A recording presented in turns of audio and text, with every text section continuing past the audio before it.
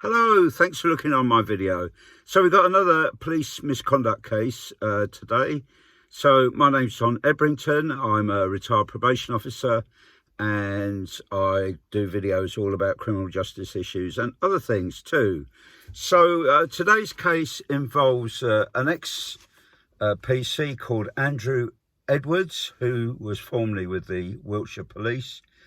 And he appeared at Bristol Crown Court on the 12th of September 2025, and he pleaded guilty to stalking and stalking his ex-partner, and he also admitted to using police systems to unlawfully look up his former partner and her male friends and her new boyfriend.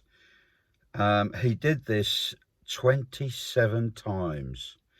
He also hung around her home address on at least 31 occasions whilst he was both on and off duty. He also asked colleagues, she blocked him on social media, but he also asked colleagues to look up her social media for him. And some of his colleagues became quite concerned about his behaviour and reported him. So one can feel really, really sorry for the victim, his ex-partner, you know, very frightening behaviour and really worrying attitudes about his behaviour and where he was at, you know.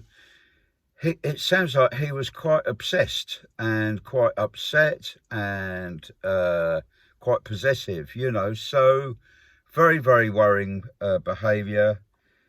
And what worries me about this case is I kind of wonder what support is there for somebody who's going through a bad time in the police. I kind of thought that the police do have systems, you know, for noting if people are looking things up when they're not supposed to be on their systems. And I know this from years ago when I was a probation officer. I actually had a few cases where people were very, very quickly caught looking things up inappropriately. And I kind of a bit surprised that he did this some 27 times without being picked up. And I kind of think that if he'd been picked up early, he could have been stopped. His behaviour could have been nipped in the bud. And the police are said to be really busy. I mean, I've been a victim of crime, and my wife has a few times. We reported it to the police, but there's been no action, which has been quite frustrating. And it would appear that the police say, oh, we're too busy. So, but he was so busy that he was on duty, hanging around his ex-partner's house whilst he was on duty on a number of occasions. How did he get away with it? How would any employer tolerate, he was doing this on duty. Us, the taxpayer, was paying him to do his work, and he was doing unlawful things whilst on duty. And you kind of wonder what sort of supervision was this man getting? What sort of management, what was going on that he could, whilst on duty, hang around outside her house? Anyway, he got sentenced I'm going to explain. So what happens when somebody pleads guilty, the court adjourned for a court report, and a probation officer, sort of thing I used to do before I was retired, would do a thorough interview with this man, look at any previous history, any call outs, so all that kind of thing, and talk about the offence in depth and what caused him to offend. And they would do his history and his sort of social history, his education and how he's getting on at work and all that kind of thing. So very thorough report, and it's part of the role of probation. I don't think the public know much about this, but if you're interested, on my channel there are lots and lots of reports where I've changed all the names and details, but they're real offences that I've dealt with in the past, many years ago, back in the 1990s. But do have a look at them if you're interested. But he was sentenced to 20 months imprisonment, suspended for 2 years. So in other words, if he reoffends over the next 20 months, over the next 2 years, sorry, he will get 20 months imprisonment. So it's like a suspended sentence is hanging on you, and it's you know, he's also got to attend 20 rehabilitation sessions where his offending behaviour will be tackled. The victim's perspective, most importantly, the victim's perspective is put to him, and strategies for avoiding reoffending are worked out with him.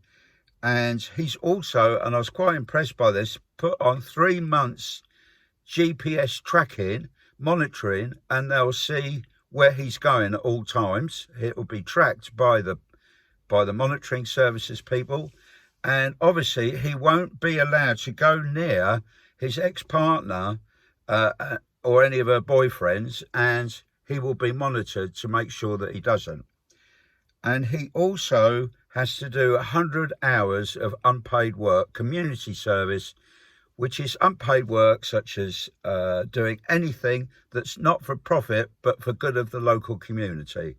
You know, it could be like redecorating a local village hall, gardening for the elderly, all that kind of thing, working in a charity shop, and it's very, very worthwhile.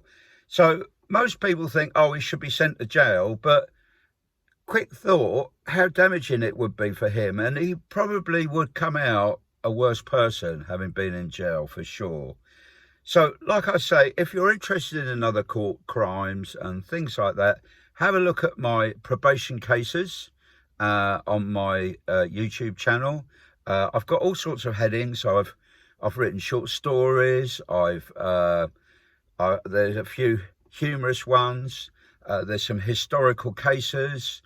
And interestingly, if you look in the link below, I give examples of police corruption that was going on or incompetencies as well, that was happening when I was a probation officer back in the 1990s. So do have a look at those. I'll put the links below. Anyway, thanks so much for sticking with me and watching this video to the end. I'm really grateful, and I hope you find it interesting. And look out for my next video, which is going to be about some very, very senior police officers, a chief of police that was done for misconduct, and a chief superintendent too. So 2 big important people in the police who've been caught doing misconduct and sacked for it as well. So both of them got, you know, dismissed for gross misconduct, or they would have been if they hadn't retired, I think, in one of the cases, or both of them. I think they seem to get an opportunity to retire quickly or to leave the police service before, you know, the misconduct hearings. Anyway, all the very best, and do look out at my other YouTubes. All the best now. Bye-bye.